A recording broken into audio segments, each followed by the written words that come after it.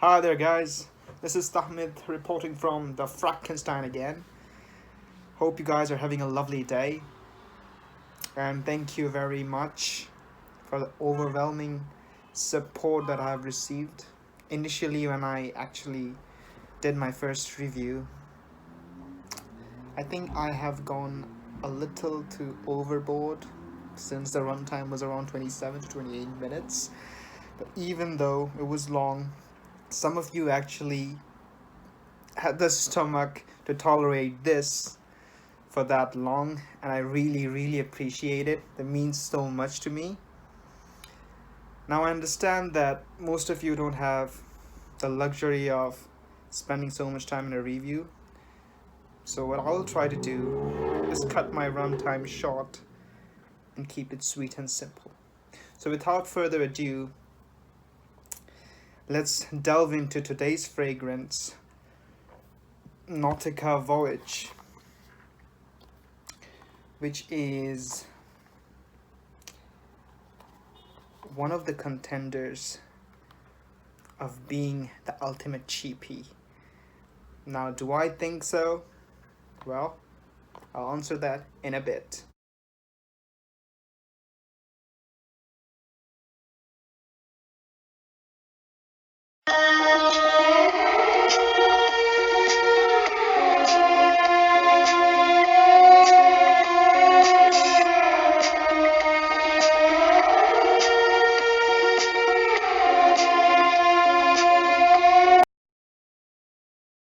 Presentation then. It comes in a cardboard box, rather cheaply built, and it got two shades of color, dark blue on top and grayish blue going through all around the box. On the back you got ingredients listed here. On the side you got the company's brand logo, and below you got the batch code. That's about the box. Rather cheaply built if you ask me. Doesn't afford the bottle much protection, as the paper is rather thin. It doesn't have much thickness to it. It doesn't have some cushioning or something to protect it as well. Unlike the box, the bottle is a completely different story. The bottle itself is a beauty. Especially the juice color is one of those colors that makes me pop my eyes out when babies do when they discover new colors. If you're coming from a tropical country, I'm sure it would have the same effect on you. The visuals are on point. I think the poster boy and the whole promotional campaign plays around with the idea that this fragrance is something that portrays the feel of sitting by the seaside, and they have captured that essence beautifully with the bottle. The bottle, although simplistic, I think it will look great in any collection. Comes in a concave shaped bottle. This reminds me of those vacation schemes where they have yachts. The sail.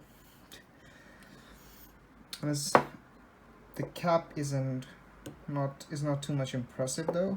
It's rather cheaply built, plastic, as you can see, Nautica engraved on the top, and below you got the batch code. Yeah. Word of caution though, do not try to lift the bottle up using the cap, as the cap could be really tricky. Sometimes it fits into place and sometimes it doesn't. I hear the previous formulation used to come with a metallic cap. This cap feels really cheap, and I hear the previous formulation had better performance. You can't vouch for that, but I can vouch for this. The sprayer shoots not too well, I guess. Not the worst, not the best. An okayish. sprayer. According to Fragrantica, this is enlisted as an aquatic freshy fragrance with top notes of apple, leaves. In the heart, it got mimosa, water lily, and in the base, you have oak moss, cedar, musk, and amber. The perfumer behind this is Maurice Rousel, who is synonymous for his works like Bone Number 9's New Harlem, Frederic Maule's Musk, and Lancove's Hypnos Home, and many others. Comes in two sizes, 50ml and 100ml. It would run you around 14 quid here in UK in Notino, and I hear worldwide it is pretty cheap and you can score it under 20 quid. Now before I begin, I'd like to wish everyone who's celebrating Eid Mubarak have a major blast. And as for my scent of the day, I'm wearing Bulgari's Aqua Mara. Let me check where there's no fragrances so I can test this out for the top notes. Yep, there's no fragrances there. Let's shoot there. 3. I would do. Let that settle down for a bit. Yep.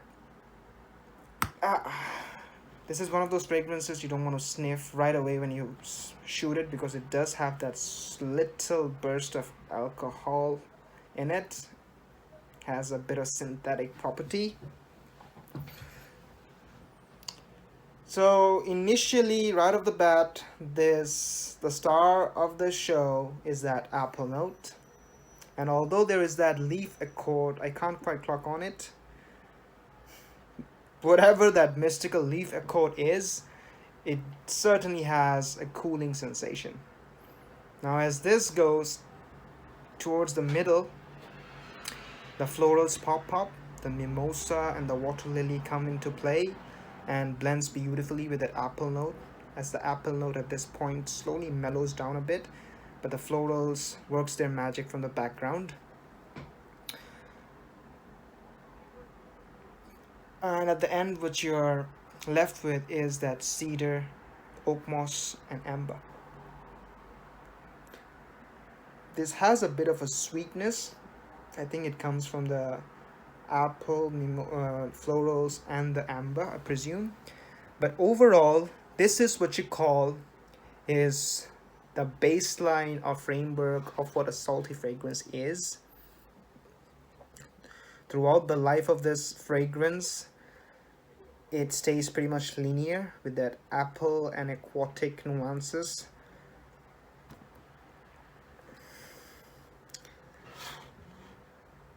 This is overall, let's say, how do I put it? Call it the aromas of the sea, if you will. Not the unpleasant fishy type, but the clean and fresh aquatic sort. And because of this cleanliness, this picks up compliments from the opposite sex or the same sex, whichever you fancy, because cleanliness and freshness has a universal appeal. Everyone wants to smell pleasant and clean, and for that it picks up positive attention. Now, to people who are into the fragrance game for quite some time, this could come off as synthetic to them, but to an average Joe and the masses who are just looking to smell pleasant, they would find this appealing because of this clean property. The synthetic property is forgivable given the price, and given this is in the designer realm, pretty forgivable. In the grand scheme of fragrances, I think this is a great contender for an entry-level fragrance. The barriers to an entry-level fragrance is cost, versatility, and I would say performance. Now let me tackle each of these factors and draw my conclusion on why I think this is a great entry-level fragrance. Cost-wise, this is dirt cheap, 14 quid, as I mentioned previously, even cheaper in various quarters of the world. Secondly, versatility. I think versatility-wise, it is pretty versatile because you can wear this in the summer, spring, and even winter in closed settings.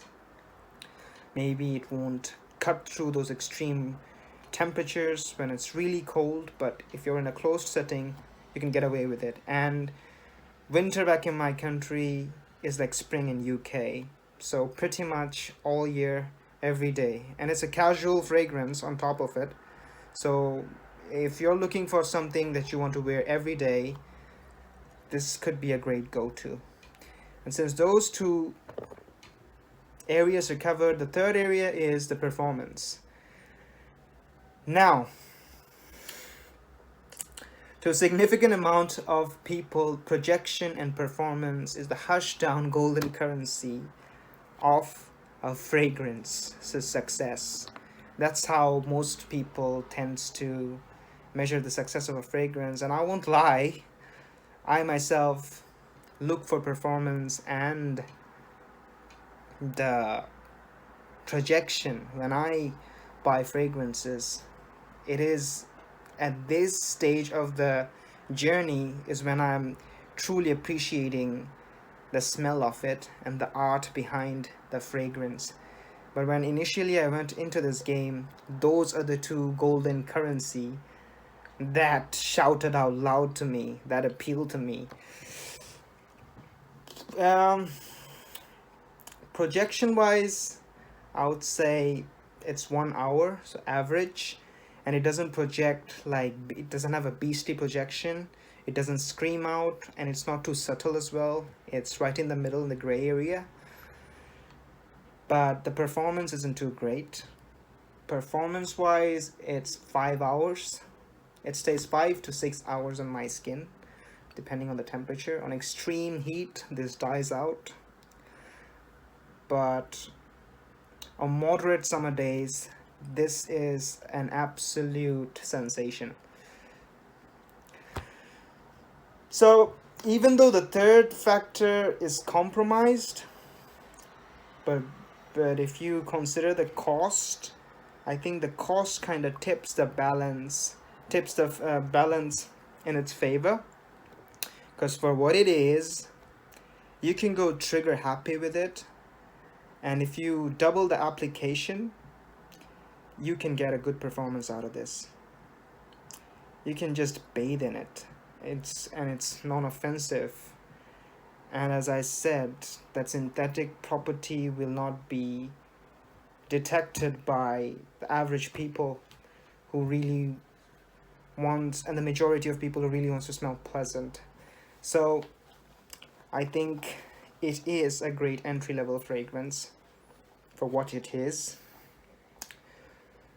And the age group, I think for age group, I think anyone can rock this, but I personally think because of this brightness and spontaneity and the casual vibe it gives off, I would say it leans towards a younger crowd.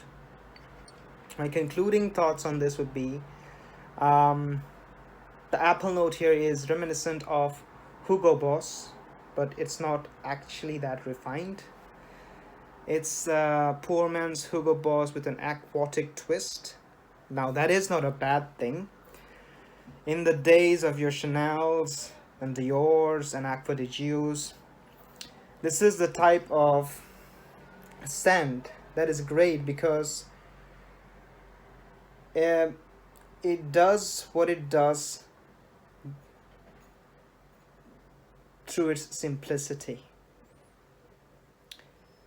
Because sometimes, even for fragrance enthusiasts and people who are into fragrances, this could be a great scent for a change of scenario. When you want to give your nose a break, this is the type of scent that you would like to go to. Something that is not complex and very simple. Now I'm left with the rating of this fragrance. For versatility, I give it a solid 9 for smell. I quite like the smell of it, so it gets an 8 for me. But for the longevity, 6. Projection, 6.5, which averages its overall rating to 7.5, which is quite pleasant. And as per my initial question, do I think this is the ultimate cheapie? Based on my analysis, if you followed the video, it is quite easy to deduce. Yes, I think so. For me, this is the ultimate cheapie. But do let me know if you disagree or agree in the comment section below. And let me know about the fragrance that you think is the ultimate cheapie. And as always, the Frankenstein has spoken.